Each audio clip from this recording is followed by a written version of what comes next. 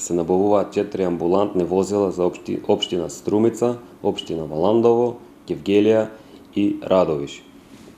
Друго што ќе се набавува од овој проект е 18 автоматски дефибрилатори кои ќе бидат поставени на одредени јавни места, како и на граничните премини Новосело, Дојран и Гевгелија. Исто така ќе се набавуваат 6 ЕХГ апарати за здравствените домови, како и 6 полуавтоматски дефибрилатори.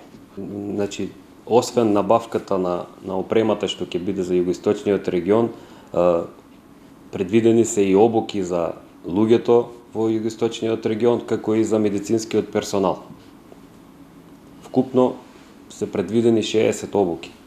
Значи, вкупниот буџет на целиот проект е над 1.200.000 евра, од кои што буџетот за Центарот за развој на југоисточниот регион е над половина милион илјади евра и рокот на имплементација е 24 месеци.